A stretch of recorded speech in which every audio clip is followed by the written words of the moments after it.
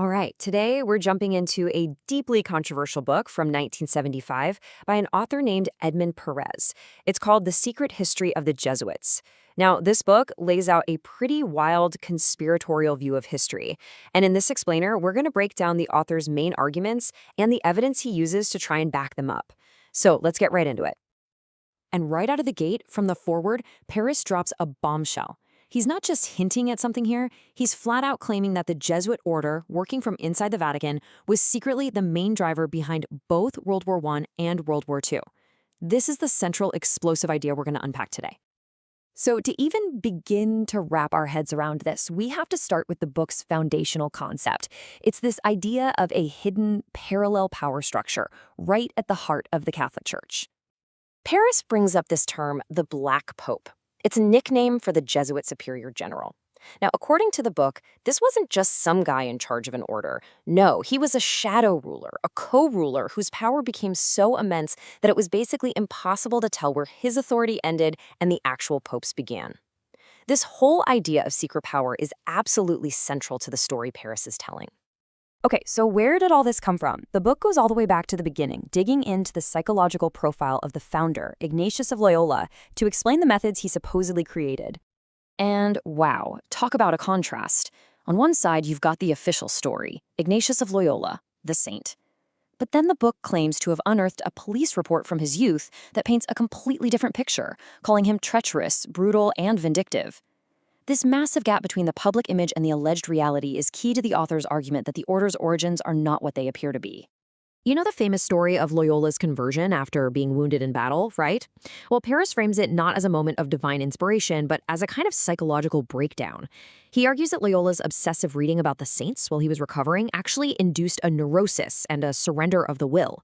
And this, the author claims, became the template for Jesuit mental conditioning. To try and prove this, the book cites a historian who described Loyola's visions, seeing the Holy Trinity as a musical instrument or Satan as this shimmering snake.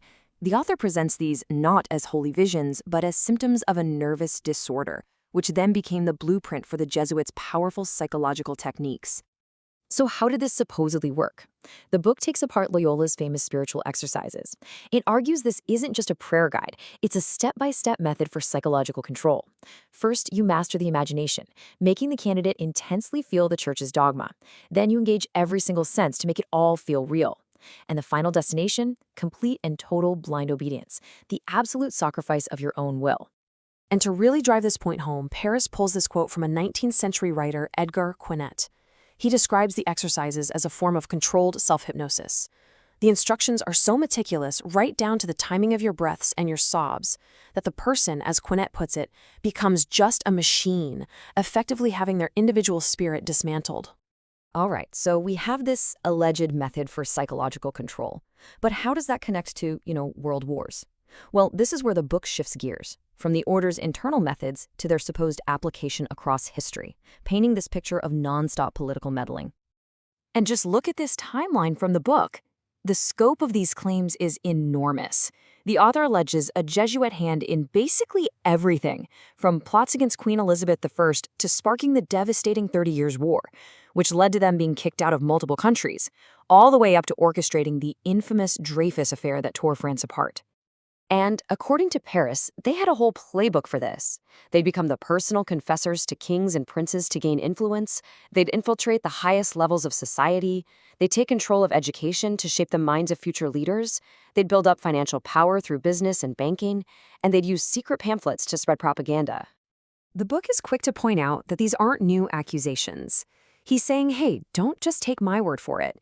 He cites people like the Archbishop of Milan back in the 16th century. This quote is used to show that even high-up church officials were worried that the Jesuits were acting more like a political machine than a religious order. If you want one number to kind of sum up the book's point about this historical pattern, it's this one, 56. That's the approximate number of times the book claims the Jesuits were expelled from different countries before World War II. It's presented as the ultimate proof that governments all over saw them as a genuine political threat. And this is where the book makes its most startling claims, connecting this whole alleged history of intrigue directly to the massive wars of the 20th century. Paris points to the Dreyfus Affair in France as a crucial dress rehearsal. He argues this is where the Jesuits perfected their strategy of using the army and the church together. He calls it the sword and the sprinkler, to whip up nationalism and literally tear a nation in two. So then, the book starts connecting the dots, laying out what it claims was the Jesuit network, pulling the strings behind the scenes.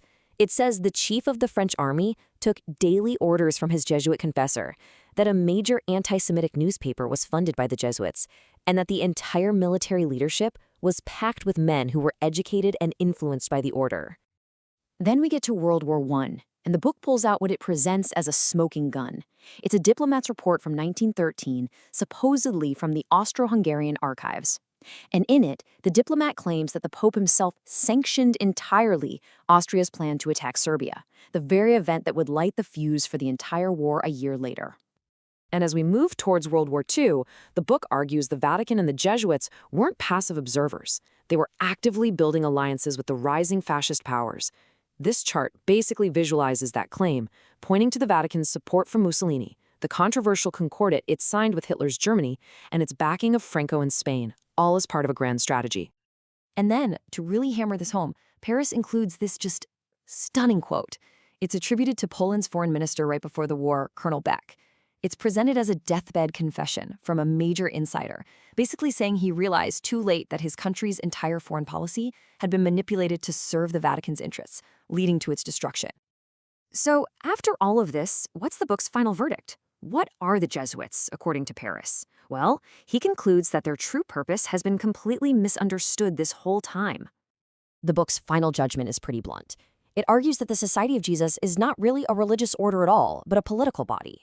And he directly quotes a 1762 indictment from the French Parliament to make his point, which called them a political body working untiringly at usurping all authority. So, let's just quickly recap the book's core claims. 1. The Jesuits were founded on principles of psychological control. 2. They have a centuries-long history of secret political interference. 3. The book holds them and the Vatican directly responsible for starting both world wars. And 4. Their ultimate goal, according to the author, is total global political power for the papacy. Look, the secret history of the Jesuits presents a version of history that is, to put it mildly, shocking and very, very widely disputed. Now, whether you read this and see a credible exposé or you see an elaborate conspiracy theory, it does force you to think about a really tough question. What does this kind of controversial story suggest about those often blurry, complicated lines between power, faith, and politics?